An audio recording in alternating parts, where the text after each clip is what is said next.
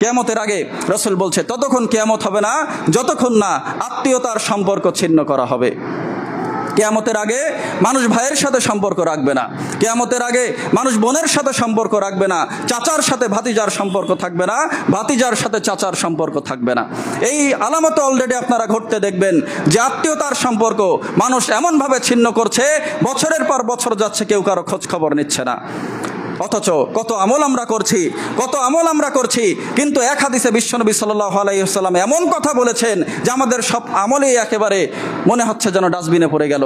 লা ইয়াদখুলুল জান্নাতা কাতি, আত্মীয়তার সম্পর্ক ছিন্নকারী জান্নাতেই ঢুকতে পারবে না। চিন্তা করেন কত আমল আমরা করছি, এই হাদিসটা যদি সামনে রাখা হয় মনে হচ্ছে যেন সব আমলই গেছে। অথচ এই যে গেল বৃহস্পতিবার আমাদের আমল উঠানো হয়েছিল আকাশে। রাসূলুল্লাহ সাল্লাল্লাহু আলাইহি ওয়াসাল্লাম বলছেন, ইন্না আমালা বানি আদামা তুরাদু কুল্লা খামিসিল লাইলাতাল জুমআ, আদম সন্তানের আমল প্রত্যেক বৃহস্পতিবার দিবাগত রাত্রে আল্লাহর কাছে পেশ করা হয়।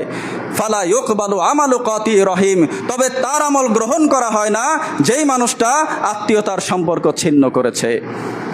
আল্লাহ তাআলা নিজে বলছেন হাদিসে কুদসি,